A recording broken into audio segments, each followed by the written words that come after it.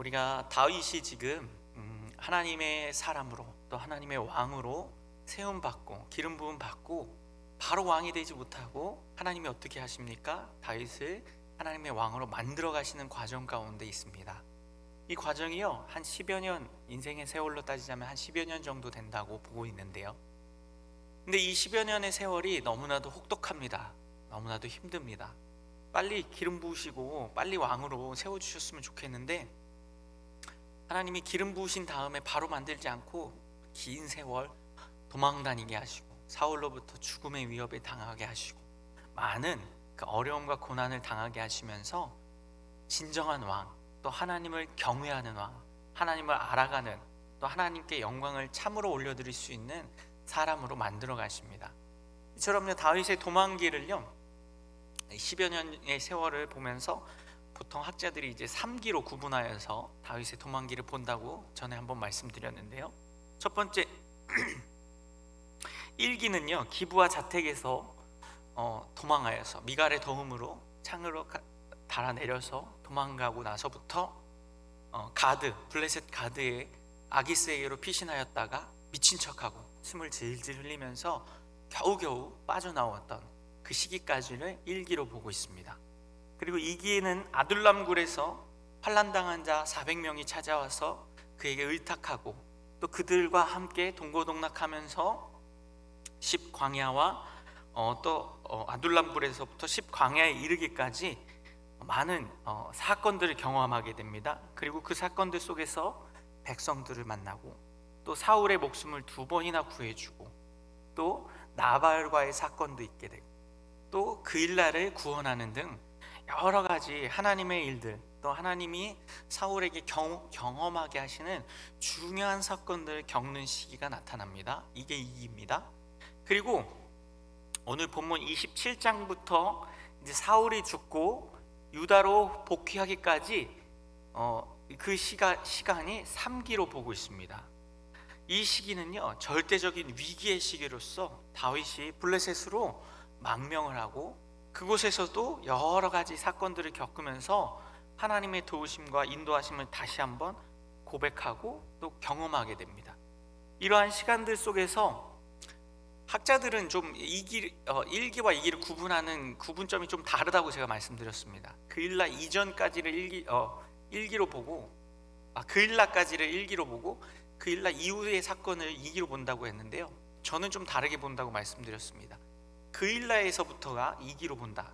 그래서 이 3기를 나누는 기준점이 무엇이냐, 학자들은 다윗의 상태입니다. 1기 때는 그냥 도망만 다닙니다. 자기 몸 하나 건사하기 바쁘고 또 백성들이 있다 하더라도 그 백성들을 끌고 다니면서 도망 다니는 데 초점이 맞춰져 있습니다.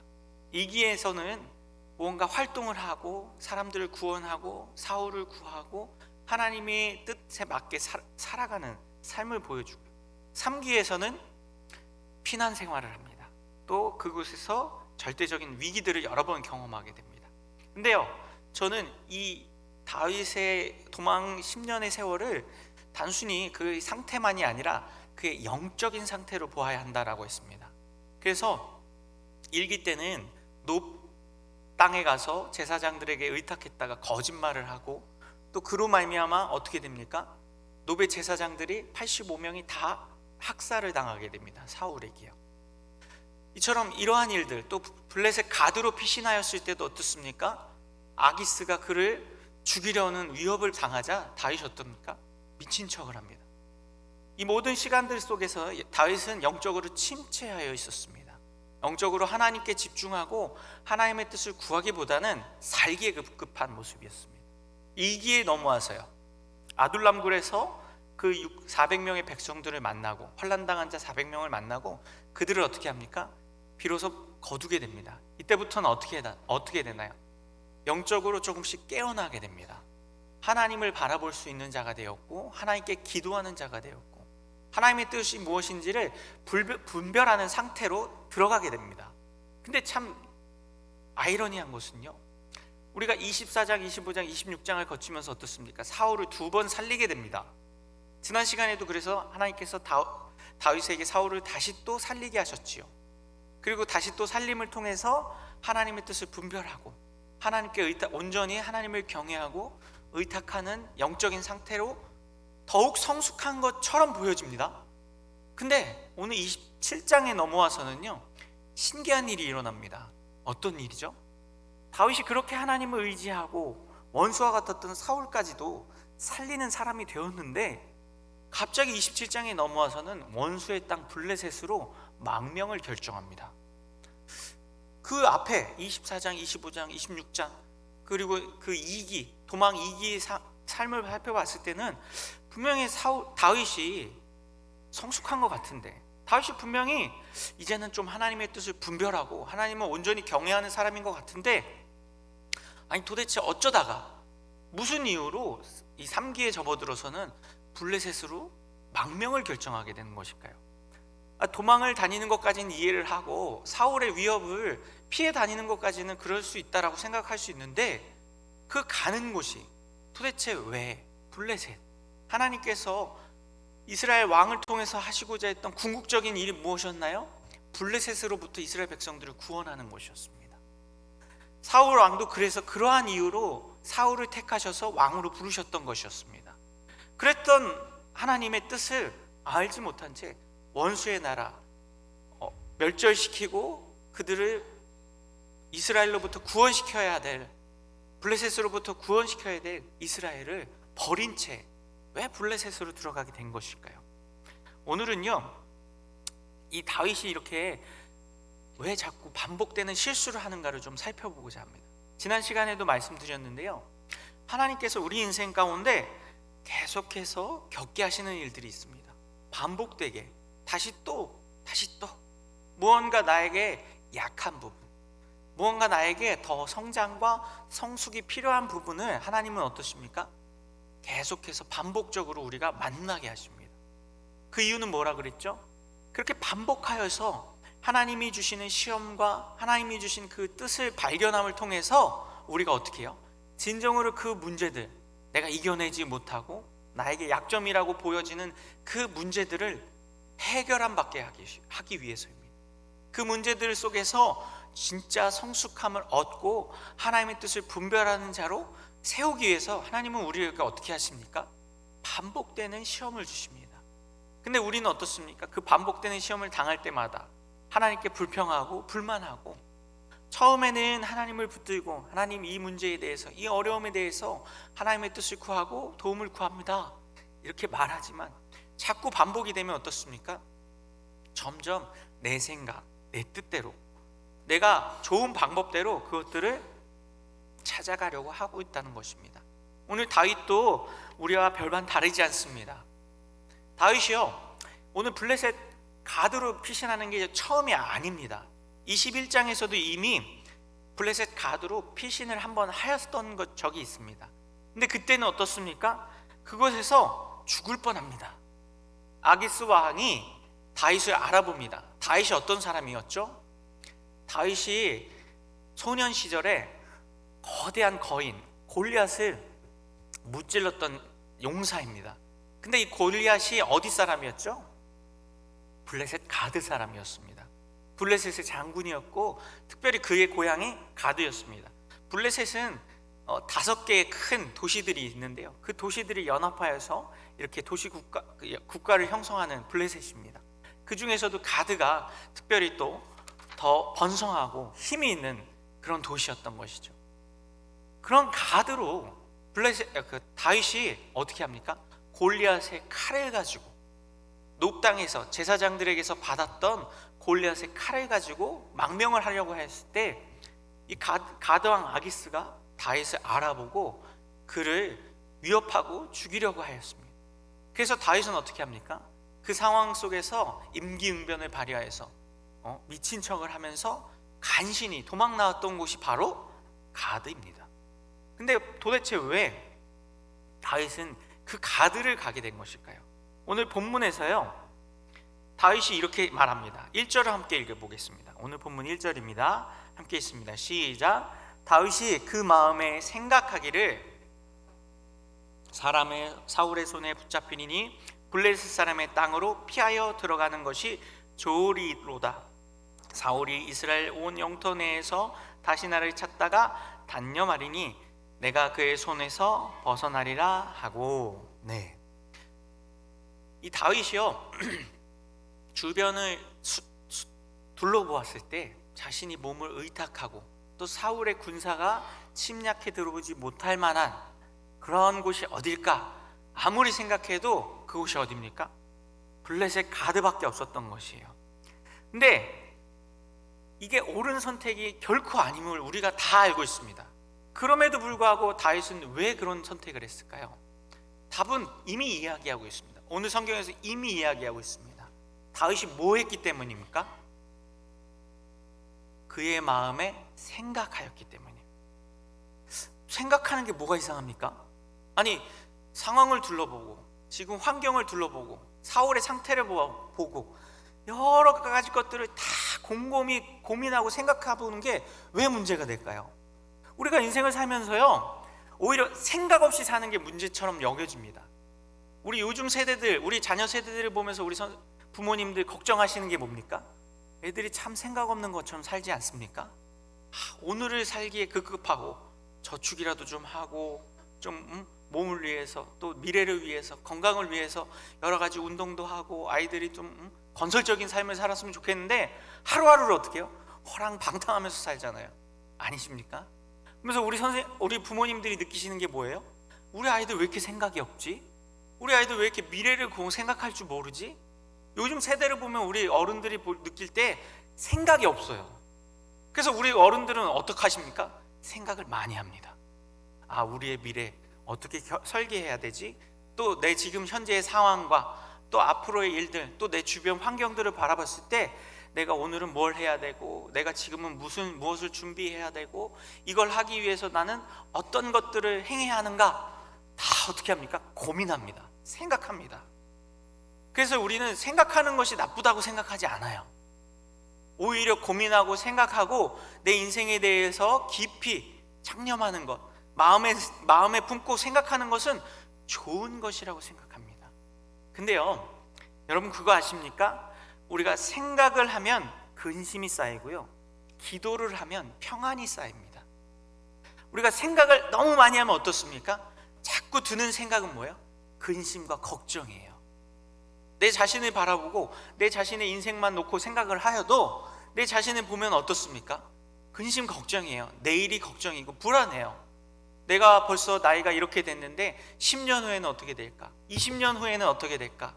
점점 몸은 후패해져 가고 늙어가고 나이 들어가고 건강도 약해지고 재정도 보았을 때 10년 후에는 지금보다 더 좋아질 것 같은 느낌이 안 들어요. 아니십니까? 10년 후에는 더 화창한 날이 기다리실까요? 그럴 수도 있습니다. 이번엔 자녀들을 놓고 가정을 놓고 한번 생각해 보세요. 우리 아이들을 보면서 우리 다음 세대들을 보면서 어떤 생각이 드십니까? 아까 말씀드린 대로 생각이 없이 사는 아이들을 보면서 불안합니다.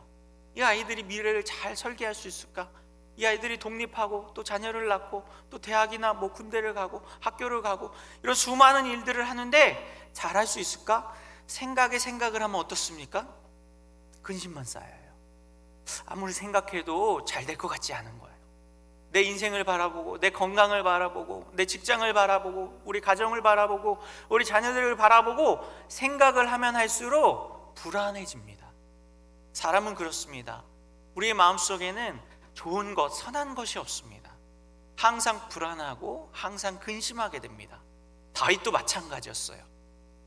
이 이전까지는요, 다윗이 어떻게 했습니까? 하나님께 기도했어요. 하나님의 뜻을 구하였어요. 어딘가 옮겨 다닐 때도 또 무언가 일을 행할 때에도 항상 하나님께 기도하고 구하고 하나님의 뜻이 무엇인가를 항상 깨어서 구하며 바라보던 사람이었는데 오늘 상황에 와서는 어떻습니까? 그 마음의 생각을 품어요. 기도하기에 앞서서 자기 스스로 생각을 한다는 것입니다. 자기 스스로 자기 인생을 바라보고 내 주변 상황을 바라보고 그리고 바로 전장 26장에 만났던 사울을 바라보니까 어때요? 생각하기에 더 이상 소망이 없어 보여요. 사울이 어떻대요? 사울이 나를 이제는 잡으려고 또 올 것이다. 왜요? 24장에서 이미 한번 사울을 살려준 바가 있습니다. 그때 어땠습니까? 분명히 사울이 다윗의 왕권을 인정하고 용서를 구하고 화해를 하는 것처럼 보였습니다. 그럼에도 불구하고 사울은 어떻게 합니까? 26장에 넘어와서는요, 다시 사울을 죽이려고 3,000명의 군사를 이끌고 다시 이 광야까지 쫓아온 그 광경을 목격하면서 어떻습니까? 생각이 잠겨요. 이 사울이 언제 또 한 번 이렇게 변화했고 두 번도 변하지 말라는 법이 없습니다. 사울의 마음은 항상 갈대와 같고 또 그 주변에 있는 간신들이 계속해서 나를 모함하고 상황과 환경이 더 나아질 것이라는 생각이 들지 않는 거예요. 그러니까 어떻습니까? 두 번째 생각으로 넘어가요. 그럼 난 어떻게 살아야 되지? 그럼 난 무엇을 해야지 이 위험으로부터 벗어날 수 있을까? 계속해서 하는 게 뭐예요? 생각을 합니다. 생각이 꼬리를 물어요. 근데 그 생각은 어떻습니까? 근심만 쌓아갈 뿐입니다.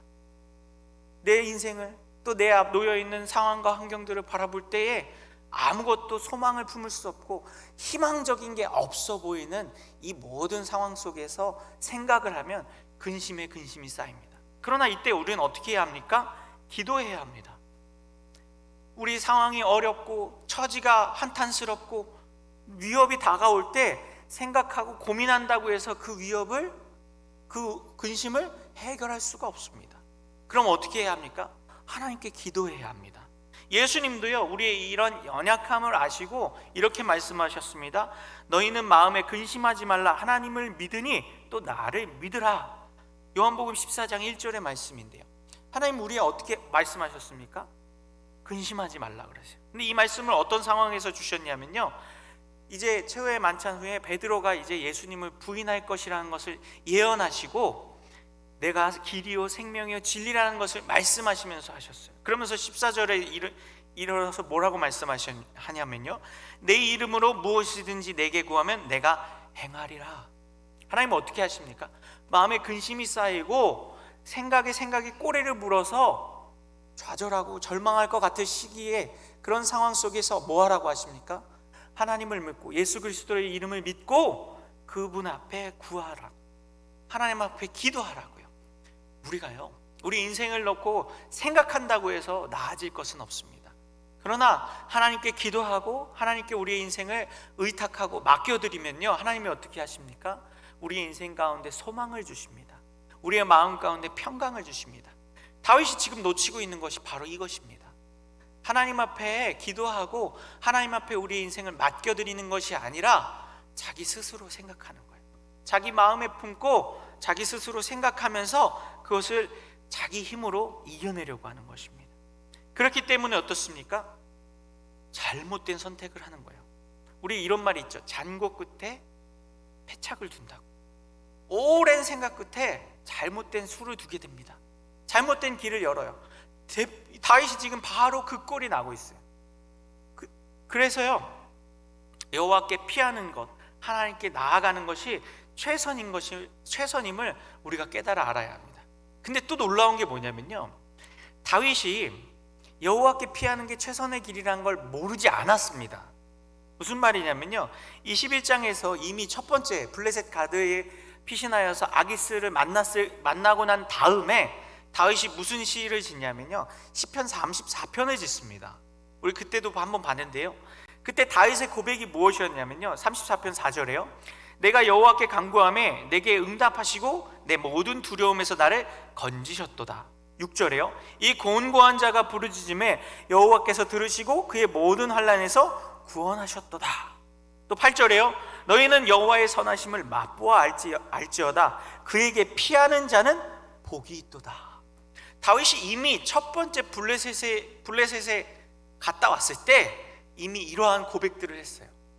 내가 피하고 나에게 도움을 주시고 환난 속에서 구원하여 주시고 건져주시는 분은 하나님이시다 라는 이 고백을 했던 사람이에요. 그렇습니다. 우리가요, 아무리 기도를 많이 하고 아무리 내 신앙이 튼튼하다, 하나님만 의지하고 내가 믿음 생활 오랜 연조가 있고 또 하나님을 만났던 경험이 있고 하나님께 은혜 받았던 경험이 있으니까 나는 흔들리지 않을 거야 라고 생각하십니까? 다윗도 흔들렸습니다. 기억하십시오. 다윗과 같은 사람도 이미 하나님을 만났고 하나님을 경험하였고 하나님의 도움과 하나님만이 피할 길이라는 것을 고백까지 했던 사람이었음에도 불구하고 어떻습니까?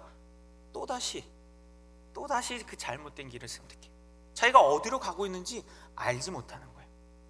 그럼 다윗이 분명히 하나님이 도움이시고 구원이시고 우리를 건지시는 분은 하나님밖에 없습니다라는 것을 고백하였던 다윗인데 왜 그럼 이러한 잘못된 판단을 하였을까요? 그냥 생각만 많이 했다고 해서 잘못된 판단만 한 것은 아니었습니다. 두 번째 또 숨은 이유가 있어요. 변하지 않는 상황과 감당하기 힘든 환경이 다윗을 짓누르고 있었습니다.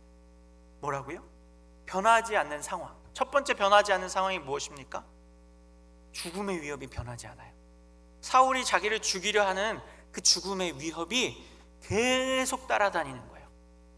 26장에서 사울이 다시 한번 사울을 살림으로 그 진영 한가운데서 다윗을 창으로 찔러 죽일 수도 있었지만 그러지 않고 그가 가지고 있던 창과 물병만 가지고 오고 저 멀리서 사울에게 말리면서 사울에게 자신의 무죄함과 자신의 결백함을 이야기하였고 그 사울도 다윗을 더 이상 쫓지 않겠다라고 말하였지만 다윗은 이미 알고 있었어요. 상황은 바뀌지 않을 것이다. 어느 때까지요? 사울이 죽을 때까지. 그러면서 근데 그때에도요 어떤 믿음이 있었냐면요, 그 사울을 하나님이 심판하실 것이라는 믿음이 있었어요. 26장 10절에요 이렇게 이야기합니다. 다윗이 또 이르되 여호와께서 살아계심을 두고 맹세하노니 여호와께서 그를 치시리니 혹은 죽을 날에 이르거나 또는 전장에 나가서 망하리라. 하나님이 사울을 치실 것이라는 것은 알고 있었습니다. 근데 그게 언제인지는 알 수 없었어요. 변하지 않는 상황을 감당하기 힘든 거예요. 언제 사울이 죽고 언제 하나님이 그 사울을 벌하실지 심판하실지 모르는 상황인 거예요. 우리가요 무언가를 하는데 힘들 때 가장 견디기 힘든 것 중 하나가 뭐냐면요, 이 일이 언제 끝날지 모른다는 것이. 이 어려움이 만약에 내가 몸이 아프다, 그럼 이 몸이 아픈 게 한 열흘 있다 나을 것이라고 생각하면 어떻습니까? 참기에 조금은 쉽습니다. 참을만 합니다. 열흘만 참으면 되니까, 열흘만 감당하면 되니까 내가 이걸 참아내야지. 근데 정말 힘든 건 뭐예요? 기약이 없는 거예요. 내가 이 아픔을, 이 질병을, 이 고통을 언제까지 참아내야 될지 알 수가 없으면 어떻습니까? 하루하루가 어때요? 지옥 같아요. 상황이 바뀌지 않는 거예요. 다윗이 지금 그런 상황이에요. 우리 성도님들도 그러지 않으십니까? 뭔가 내가 어려운 일을 당하고 힘든 일을 당하는데 이게 계속 반복이 되고 또 언제 끝날지 도무지 알 수 없을 때 어떻습니까? 마음이 낙심이 찾아옵니다. 좌절과 절망이 찾아옵니다. 다 내려놓고 싶을 때가 한두 번이 아닙니다. 그리고 하나님이 알려주시질 않아요. 3년만 참아라. 우리가 이제 군대 같은 데 입대하면서 어떻습니까? 군대 다녀오신 분들은 다 아시는데요, 군대 가서 제일 많이 하는 게 뭐냐면요, 저녁 날짜만 손꼽아 기다립니다. 내가 며칠 남았지? 며칠만 이 고생을 하면 되지? 이 생각을 항상 해요. 고통과 고난을 이기는 중요한 방법 중 하나가 이게 언제 끝나는가를 아는 것인데 하나님이 다윗에게 어떻습니까? 알려주지 않으세요. 언제 끝날지. 한 10여 년 이렇게 고생하면 돼? 이렇게 말씀하시면 좋은데, 근데 그렇지 않으세요. 우리가 새벽에 이제 다니엘서를 묵상하는데요, 다니엘서의 예언에서 중요한 부분이 무엇입니까? 예레미야의 예언이 성취되는 해가 언제인가, 70년 후에 성취된다는 것을 다니엘이 어떻습니까? 깨닫습니다. 그리고 그것을 어떻게 해요? 선포하는 것이에요. 하나님은요, 이스라엘 백성들이나 하나님의 백성들이 고난을 당할 때 그 고난을 견디기 쉬운 방법들로 도와주십니다. 그 고난을 얼마나 견딜 수 있는가, 얼마나 남았는가. 근데 때로는요 알려주지 않으세요. 언제 이 고난이 끝나지? 언제 이 말씀이 끝나지? 언제 이 설교가 끝나지? 지금 우리 성도님들 고난 많이 당하고 계시죠? 걱정 마십시오. 3시 전에는 끝납니다. 이러면 소망이 생겨요. 이러면 졸음이 조금은 달아납니다. 근데 하나님이 안 알려주세요. 우리 인생에 무언가 어려움이 언제 끝날지 누가 압니까? 그리고 어떻습니까? 환경이 그 다윗을 짓누릅니다. 다윗이 지금 누구를 책임지고 있나요? 다윗의 식솔들, 가족들, 부모님, 형제들, 거기서 끝나면 좀 좋아요. 근데 다윗을 따라다니는 사람이 몇 명이래요? 600명이래요. 근데 600명에서 끝나지 않는다고 말씀드렸습니다. 누가 있어요? 그들의 식솔들이. 오늘 본문에서도 말하죠. 600명과 더불어 그 사람들이 저마다 가족을 거느리고, 뭐예요? 그 600명의 장정들과 그의 가족들이 함께 있다는 뜻이에요. 생각해 보십시오. 여러분, 누군가를 밥 먹이고 안전하게 보호하고 입혀야 되는데 그 사람이 한 1000명 된다고 생각해 보세요. 그 1000명 되는 사람들을 먹이고 입히고 보호하는 일을 내가 감당해야 된다고 생각해 보십시오. 지금 우리 집, 우리 가정, 우리 자녀는 한두 명, 저 이번에 아들 둘 있는데 둘 감당하기 너무 힘들어요. 아내까지 셋 있는데 가장의 무게가 이런 거구나를 새삼 느낍니다. 3명 감당하기도 힘든데 1000명 넘는 사람을 감당한 그 삶의 무게가 어떻습니까? 다윗이 이 삶의 무게가 얼마나 무거웠었냐면요, 나발한테도 어떻게 합니까? 도움을 요청해요. 우리가 25장에서 보았잖아요. 나발한테 도움을 요청할 때 처음에 어떻게 요청해요? 아주 공손하게 요청해요. 25장 5절에 보면요, 다윗이 이에 소년 10명을 보내며 그 소년들에게 이르되 너희 갈멜로 올라가 나발에게 이르러 내 이름으로 그에게 문안하고 그 부하게 사는 자에게 이르기를 너는 평강하라, 내 집도 평강하라, 내 소유의 모든 것도 평강하라. 뭐예요? 할 수 있는 축복을 다 해주는 거예요. 왜요? 나발이 좋아서요? 나발이 정말 다윗을 도울 수 있는 사람이라서요? 600명이 있으니까요. 1000명 넘는 자신이 돌봐야 할 환난당한 사람들이 있으니까요. 그냥 자기랑 자기 식구들 몇십 명만 건사도 되면은 이렇게까지 굽신거릴 필요 없습니다. 근데 어떻게 합니까? 먹이고 입히고 보호해야 될 사람들이 수백 명이에요. 1000명이 넘는 거예요. 삶의 무게가 어떻습니까? 짓눌러요. 그러니까 어떻게 해요? 그 무게를 이겨낼 방법을 찾아 헤매요. 근데 이 모습을 보면서, 다윗의 이 두 가지의 현상과 모습을 보면서 어떤 마음이 드십니까? 저는 우리와 다윗이 너무 다르지 않다는 생각이 들어요. 물론 규모는 다릅니다. 그리고 맡겨진 사명은 달라요. 다윗은 백성을 책임져야 하고 하나님의 나라를 책임져야 하는 그러한 왕이지만, 우리는 어떻습니까? 우리의 가정을 책임져야 되고 우리의 자녀를 책임져야 되고 우리의 교회를 책임져야 하는 크기는 달라요. 사이즈는 다릅니다. 그러나 우리에게 주어진 무게는 어떻습니까? 별반 다르지 않습니다. 다윗이 느끼는 이 삶의 무게, 변하지 않는 상황의 어려움, 그것과 우리가 느끼는 삶의 무게가 전 다르지 않다고 생각합니다. 그런데 우리는 어떻습니까? 우리도 그 무게에 짓눌려 있어요. 그 변하지 않는 상황 때문에 여전히 힘들어요. 여전히 직장에서는 승진이 안 되고, 여전히 우리 자녀들은 속을 썩이고, 여전히 우리 배우자는 말을 안 듣고, 여전히 내 건강은 그저 그렇고. 제 얘기입니다. 그렇습니다. 그리고 어떻습니까? 짓누르고 있는, 내가 책임져야 되고 내가 무언가를 이렇게 사람을 책임져야 되는 이러한 삶의 무게가 참 많이 있어요. 이런 삶의 무게가 있다 보니까 분명히 하나님이 나에게 은혜를 주시고 하나님만이 나의 구원자이시며 도움이시며 피난처이심을 알지만, 삶의 현장에 들어가서는 우리는 어떻습니까? 그 하나님보다 내 생각을 많이 합니다. 어떻게 하면 이 문제를 해결할 수 있지? 어떻게 하면 이 짐을 조금 더 덜어낼 수 있지? 어떻게 하면 이 변하지 않는 상황을 좀 바꿔볼 수 있지? 이러한 생각들을 자꾸 하게 됩니다. 물론 주일에 교회에 나와서는요, 하나님을 다시 묵상합니다. 하나님의 말씀을 귀 기울입니다. 다윗이 24장에서 경험했던 것처럼 하나님이 주시는 은혜, 하나님만이 피할 길입니다 라고 고백합니다. 근데 다시 월요일이 되고 삶의 현장으로 들어가고 가정으로 가고 직장에 출근하고 학교에 가고 우리 삶의 자리로 돌아가면 어떻습니까?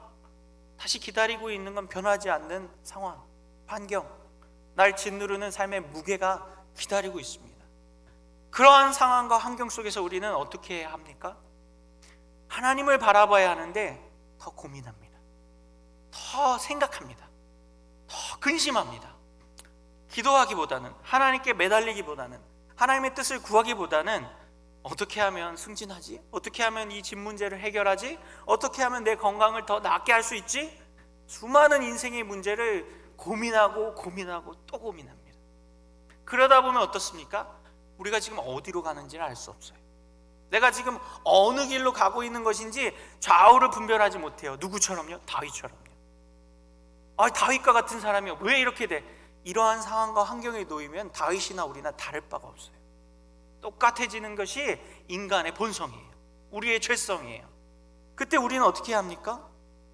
우리 생각, 내가 어떻게 하면 더 잘할 수 있을 것인가를 고민하고 생각하기보다 기도해야 합니다. 하나님께 뜻을 구해야 합니다. 우리의 모든 상황과 환경 속에서도 하나님을 바라볼 수 있어야 합니다. 그래야만 하나님께 나아갈 수 있는데요, 자꾸 우리는 어떻게 합니까? 그러지 못해요. 자꾸 내 생각으로, 내가 고민하고 내 방법이 무엇일까? 더 좋은 방법이 무엇일까? 다윗도 계속해서 그러한 잘못된 길로 계속가고 있습니다. 어디로 가는지 모르면서도 마치 이것이 잘 되는 곳으로 가고 있는 것처럼, 블레셋으로 가고 블레셋 아기스에게로 가는 것이 마치 좋은 곳으로 가는 것처럼 착각하고 있습니다. 계속 볼까요? 어떤 잘못을 또 하고 있느냐? 다윗이요, 잘못된 곳에 도움을 요청해요. 생각하고 고민해 보니까 블레셋밖에 갈 곳이 없고, 블레셋에 가면 다윗 자기 자신을 도와줄 수 있는 게 아기스밖에 없어 보이는 거예요. 그래서 어떻게 합니까? 아기스에게 도움을 구합니다. 5절 말씀, 오늘 본문 5절 말씀 한번 보겠습니다. 함께 있습니다. 시작. 다윗이 아기스에게 이르되 징악성 가운데 한 곳을 내게 주어 내가 살게 하소서. 당신의 종이 어찌 당신과 함께 왕도에 살리까 하니. 누구에게 지금 은혜를 구하나요? 내가 당신께 은혜를 입었다면 내가 누구에게 은혜를 입기를 원해요? 하나님인가요? 아니요, 인간 왕, 블레셋 왕 아기스에게 하는 말이에요. 아기스 왕이시여, 날 좀 도와주세요. 은혜를 좀 구합니다. 이것이 지금 다윗이 잘못된 곳에 은혜를 구하고 있는 것이. 우리는 어떻습니까? 저와 우리 성도님들은 어떤가요? 아까 말씀드린 대로 우리 가정의 문제라든지 직장의 문제라든지 삶의 문제가 있을 때 우리가 진짜 도움을 구하는 곳은 어디입니까? 교회에 와서 기도는 하는데 정말 도움을 구하고 정말 날 도와줄 수 있을 것이라고 믿고 있는 것이 어디세요? 통장 잔고입니까? 아니면 나에게 도움을 줄 수 있는 힘이 있는 사람입니까? 친인척, 친구입니까? 누가 날 도와줄 수 있다고 믿으십니까? 그러한 것들을 사용하시는 하나님이십니다. 통장 잔고가 날 도와주는 것처럼 보이지만요, 통장 잔고를 사용하시는 하나님이 우리를 도와주시는 거예요. 나의 가까운 친구가, 나의 가까운 가족이 날 도와줄 것처럼 보이지만 그들을 쓰시는 하나님이 도와주시는 겁니다. 우리는 잘못된 곳에 은혜를 구하고 있어요. 왜냐하면 눈앞에 보여지는 상황과 환경은 어떠니까요? 그게 눈앞에 보이니까요. 주변을 둘러봐도 사울에게서 피할 곳이 블레셋밖에 없고, 블레셋에 가면 아기스밖에 나를 도와줄 수 있는 힘과 능력을 가진 사람이 없으니까 눈으로 보여지는, 겉으로 보여지는 현상은 어떻습니까? 그것이 날 도와줄 수 있을 것처럼 보여요. 돈이 날 도와줄 수 있을 것처럼 보이고, 큰 병원이 날 치유해 줄 수 있을 것처럼 보이고, 힘있고 능력 있는 사람이 내 문제를 해결해 줄 수 있을 것처럼 보입니다. 그러나 우리는 믿음의 눈으로 바라볼 수 있어야 합니다. 그 너머에서 그러한 도구들을 사용하시는 하나님이 날 도와주신다는 것을. 오늘 아기스도요, 사실은 하나님이 도와주신 거예요. 생각해 보세요. 24장에서 아기스로 도망갔을 때, 블레셋으로 도망갔을 때 아기스가 뭐라고 했어요? 이 미친 사람을 왜 내 옆에 데려왔냐? 빨리 보내라. 아기스는 다윗을 뭘로 봤습니까? 미친 사람으로 봤어요. 근데 이번에 나타났을 때 어떻게 나타났어요? 정상적인 모습으로 나타났어요. 단순히 정상적인 모습이 아니에요. 600명의 장정을 데리고 왔어요. 군사 600명을 데리고 왔다는 뜻이에요. 그러니까 아기스가 볼 때는 어때요? 예전에는 내가 미친 사람인 줄 알았고 죽일 수도 있었는데 미친 행세를 하니까 죽이지 않고 보냈는데, 이제 나타났으니까 여러분 같으면 어떻게 하시겠어요? 한번 생각해 보세요. 우리 집에 며칠 전에 문 두들기고 밥 1,000원만 주세요 했던 사람이 갑자기 며칠 지나서 멀쩡하게 입고 오고 뒤에 막 수십 명의 사람들을 거느리고 왔다. 그럼 그 사람을 뭘로 보겠습니까? 믿을 만한 사람으로 보시겠어요? 날 속이는 사람, 그리고 언제 돌변할지 모르는 사람으로 보는 게 일반적인 것입니다. 정상적인 거예요. 더군다나 고대 근동사회에서 이렇게 군사를, 사병을 거느리고 있는 사람은 항상 위협이 되는 존재이고, 더군다나 어느 나라예요? 이스라엘이잖아요. 블레셋의 철천지 원수. 그 나라에서 왔던 사울은 천천히요 다윗은 만만이라는 노래까지 이미 듣고 알고 있었던 그 아기스가 다윗을 보고 그를 받아들였다? 어떻게 가능할까요? 하나님이 아기스를 쓰신 거예요. 하나님이 아기스의 마음을 변화시키신 거예요. 오늘 본문에는 나오지 않지만 전 그렇게 생각합니다. 그렇게 할 수밖에 없어요. 그렇게 하지 않으셨다면 다윗이 아기스에게 갔을 때 오히려 싸움만 일어났을 수밖에 없습니다. 나중에 또 나오겠지만요, 하나님이 다윗을 어느 곳에 가는지 모르고 있는 그 다윗을 계속해서 어떻게 하십니까? 지켜주고 계세요. 근데도 불구하고 다윗은 어떻게 해요? 눈에 보여지는 아기스에게 의지합니다. 눈에 보여지는 블레셋으로 피하려고 합니다. 거기서 그치지 않고요, 잘못된 것을 구해요. 뭘 구합니까? 우리 백성들과 함께 살 평안한 지역을 좀 달라 그래요. 왜냐하면 아기스와, 지금은 아기스가 하나님이 눈을 가려주셔서 다윗을 받아들이고 잘 있는데, 시간이 지나면 언제 또 아기스도 바뀔 줄 모른다고 생각한 거예요. 그리고 자신이 거느리고 있는, 자신과 함께 온 그 600명의 백성들, 600명이 넘죠. 1000명이 넘는 그 백성들이 어떻게 될지 모르니까 우리가 지내기 편한 곳, 5절에서 그러잖아요. 내가 지방 성읍 가운데 한 곳을 내게 주어 내가 살게 하소서. 당신의 종이 어찌 당신과 함께 왕도에 살리까 하면서 어떻게 합니까? 평안히 살 곳을 구합니다. 이게 뭐예요? 안락함을 구하는 거예요. 안전함을 구하는 거예요. 사울에게서도 안전할 수 있고 아기스로부터도 안전할 수 있는 그 지역을 달라고 합니다. 그게 뭐디예요? 시글락이에요. 근데 이 시글락은 어떤 곳일까요? 의미가 어떤 곳일까요? 다윗을 안주하게 만드는 곳입니다. 다윗이요, 이 시글락에서 1년 4개월을 더 지냅니다. 그러면서 다윗의 정체성이 뭘로 바뀌는 줄 아십니까? 다윗의 정체성이 바뀌어요. 어떻게 바뀌느냐? 다윗이 하나님의 왕으로 기름 부음을 받았는데요, 시글락에 정착해서 살면서 뭘로 바뀌냐? 도적대의 대장으로 바뀝니다. 무슨 말일까요? 다윗이요, 사울에게, 아기스에게서 시글락 땅을 허락받습니다. 그리고 시글락 땅으로 갑니다. 7절부터 보면요, 다윗이 블레셋 사람의 지방 산 날수에는 1년 4개월이더라.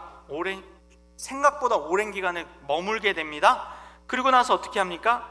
다윗이 그의 사람들이 올라가서 그슬 사람과 기르스 사람과 아말렉 사람을 침노하였으니 그들은 예적부터 술과 애굽 땅으로 지나가는 지방의 주민이라. 다윗이 그 땅을 쳐서 남녀를 살려두지 아니하고 양과 소와 나귀와 낙타와 의복을 빼앗아 가지고 돌아와 아기스에게 이르매. 지금 다윗이 시글락에 안전하게 정착을 했어요. 근데 다윗이 하는 일이 뭐예요? 도둑질이에요. 도둑질. 쉬운 말로 하면 별게 아니에요. 물론 이들은 이방 민족들이고 하나님께 심판받아야 하는 민족들이긴 합니다. 그러나 그의 정체성은 뭐예요? 뭘로 바뀌었어요? 그 전에는 다윗은 어떤 사람이었습니까? 기름 부음 받은 왕이었어요. 그냥 기름 부음 받은 그런 어떤 상징적인 의미가 있던 게 아니에요. 아둘람굴에서 어떤 사람들을 만납니까? 환난당한 사람 400명을 만나요. 그들을 다윗이 어떻게 해요? 품어내요. 거기서 그치지 않죠? 시글락이 그일라가 공격당했을 때 다윗이 어떻게 합니까?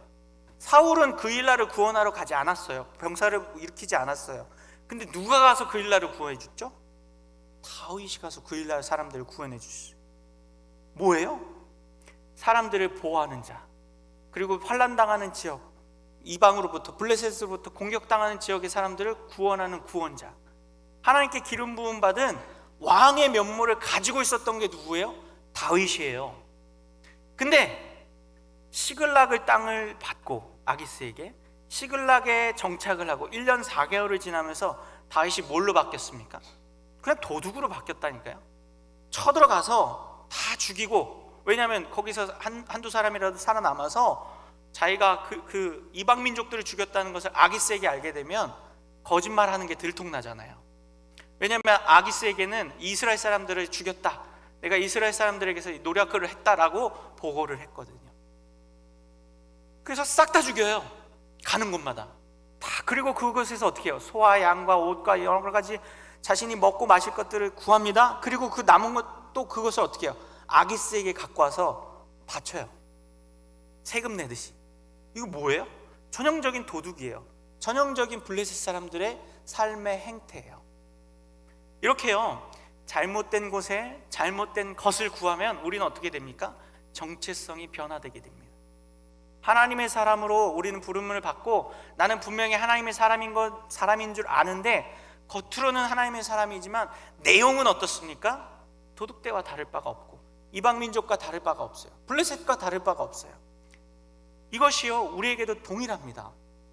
우리가 그리스도인이라고 교회를 나오고 신앙생활을 하고 말씀을 보고 기도는 하지만 삶의 모습 속에서 하나님이 아닌 세상의 것, 또 하나님이 아닌 세상이 주는 안락함을 추구하고 안전함만을 추구하고 풍요만을 바라면 뭘로 전락해요?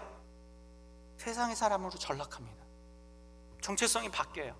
교회에 나오고 예배를 드린다고 해서 우리가 하나님의 사람이라고 안주하지 마십시오. 우리의 삶의 모습을 돌아보아야 합니다. 우리가 어떠한 삶의 모습과 내용을 갖고 있는지. 다윗은 지금 분명히 하나님께 기름 부음을 받고 하나님의 왕처럼 보여지지만 내용은 어때요? 전혀 그렇지 않습니다. 그냥 도둑대에 불과하고 자기 사는 문제에 급급하여서 노력하는 데 바쁘고 아기스에게 잘 보이기에 바쁜 그런 일반적인 세상의 사람과 이방인 민족과 다를 바가 없는 모습을 갖고 있다는 것입니다. 오늘 저와 우리 성도님들도 마찬가지입니다. 우리가 하나님의 사람이고 하나님께 훈련받고 하나님 앞에서 성숙해 간다고 생각할 수 있을지 모르겠지만요, 우리가 하나님 앞에 잘못된 것을 구하고 또 하나님이 아닌 세상으로부터 그런 것들을 얻으려고 하면요, 우리의 정체성은 점점점 변화되게 됩니다. 우리가 어디로 가는지 모르는 그런 길 속에서 우리의 모습이 점점점 바뀌게 된다는 것입니다. 우리는요, 하나님 안에서 우리의 정체성을 잃어버려서는 안 됩니다. 나는 하나님을 믿는 사람, 우리는 하나님의 백성으로서 세상과 구별된 삶을 살아내려고 노력해야 합니다. 구별된 삶을 살기가 쉽지 않습니다. 쉽다고 말씀드리는 것은 아닙니다. 누구나 할 수 있는 것처럼 보이지만 그렇지도 않습니다. 부단히 하나님께 기도하고 하나님의 도움을 구하는 사람만이 하나님이 주시는 은혜를 누리고 삶의 변화가 일어날 수 있습니다. 세상과 타협하지 않고 정체성이 변화되지 않는 그런 모습으로 바뀔 수 있습니다. 다윗도 이렇게 바뀌어간다니까요. 우리가 알던 다윗은 어떻습니까? 골리앗을 잡고 사울을 살려주고 하나님께 흡족함을 받은, 하나님의 마음에 흡족함을 입었던 그런 다윗이죠. 그러나 그의 인생의 내면을 들여다보면요, 그의 인생을 계속해서 살펴보면요, 우리와 다르지 않습니다. 언제나 그가 하나님 앞에 깨어있지 못하고 기도하지 않고 하나님을 경외하는 마음이 사라졌을 때는 어떻습니까? 세상 사람과 우리와 별반 다르지 않은 모습으로 변화되는 것이 이 다윗이었고, 우리도 그렇게 될 수 있음을 기억하였으면 좋겠습니다. 말씀을 마무리합니다. 오늘 하나님은요, 우리가 어디로 가는지 모를 때를 주의하라고 하십니다. 계속되는 반복되는 상황과 변화되지 않는 환경들, 삶이 나를 짓누르고 어려움이 나를 짓누르고 있을 때에도, 그래서 어디로 가야 할지 또 어디로 가는지 모를 때에도 우리는 어떻게 해야 합니까? 기도해야 합니다. 눈앞의 상황이, 환경이 깜깜하고 아무도 날 도와주지 않을 것처럼 여겨진다 할지라도 그럴 때에도 우리는 어떻게 합니까? 하나님을 바라보며 나아갈 수 있어야 할 것입니다. 우리 시간에 함께 찬양하고 기도하기 원합니다. 우리 모든